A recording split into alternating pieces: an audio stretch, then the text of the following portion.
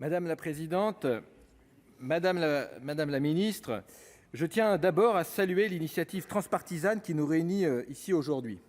Sa portée n'est que symbolique, mais il ne faut jamais sous-estimer la puissance d'un symbole. Si aujourd'hui toutes les sensibilités politiques demandent au gouvernement de tout mettre en œuvre pour que la 26e conférence des partis sur le climat soit une réussite, c'est que le moment que nous vivons est grave. Nous avons un pouvoir immense. Nous pouvons soit sauver notre monde, soit condamner l'humanité à un avenir infernal.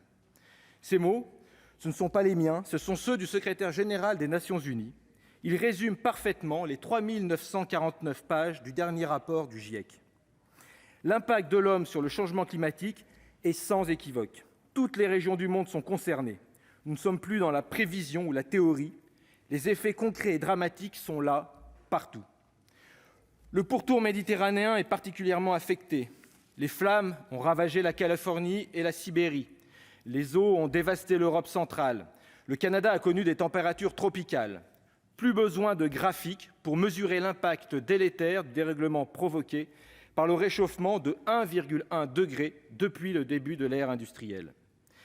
Si le rapport du GIEC dessine des scénarios apocalyptiques, avec un réchauffement pouvant atteindre 5,8 degrés d'ici la fin du siècle, s'il estime qu'en l'état actuel de l'engagement de chaque nation, la trajectoire nous fera atteindre 2,7 degrés d'ici la fin du siècle, il nous propose aussi le chemin de l'espoir, celui qui nous permet de maintenir le réchauffement autour de 1,5 à 1,6 degrés.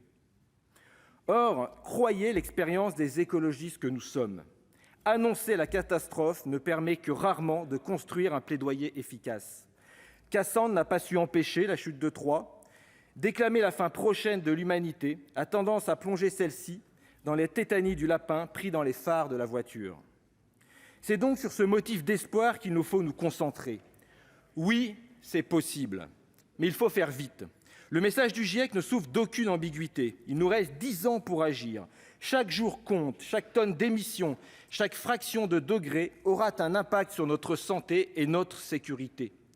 Nous n'y arriverons pas sans respecter nos engagements et sans changer de modèle. Pour parvenir à contenir le réchauffement autour de 1,5 degré, nous devons baisser nos émissions de CO2 de 45% par rapport à 2010. Après l'accord de Paris en 2015, nous sommes pourtant sur une trajectoire de 16% d'augmentation, faute de respect et de suivi de l'accord. L'accord de Paris était historique, mais nous le savions, insuffisant. Il prévoyait un processus dynamique, un cycle de revoyure quinquennal, pour permettre à chacun de revoir ses objectifs à la hausse. Pour le moment, l'optimisme n'est pas de mise. Les 3 principaux émetteurs mondiaux de gaz à effet de serre n'ont avancé que timidement depuis 6 ans. La présidence Trump a fait perdre 4 ans aux États-Unis et Joe Biden, malgré des excuses, peine à trouver le chemin de l'action. La Chine propose la neutralité carbone en 2060 et son président n'a pas, à ce jour, jugé opportun de se rendre à Glasgow. L'Inde n'a toujours pas remis sa nouvelle contribution. Et que dire de la France, toujours loin des objectifs de 2015 ? Le G20, préalable de ce week-end, n'a pas permis d'avancer. Pas certain que les pièces lancées dans la fontaine de Trévi, les yeux fermés, même en croisant les doigts, soient à la hauteur des enjeux. La route qui mène à Glasgow est droite, mais la pente est raide.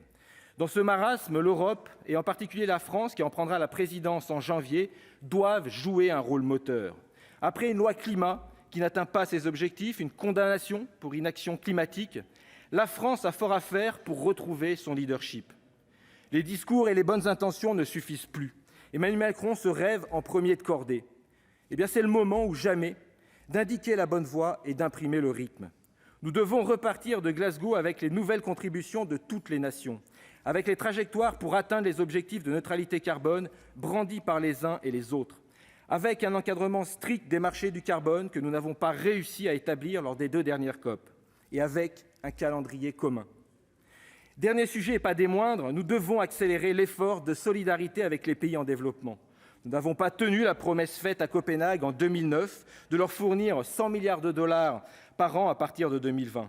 Nous sommes à peine à 80 milliards et 70% de ces montants sont versés sous forme de prêts, aggravant la dette de ces États. Cette aide doit se faire sous forme de dons. En matière climatique, c'est un impératif. Ces financements à destination des pays les plus pauvres ne révèlent pas de notre générosité, ils découlent de notre dette climatique.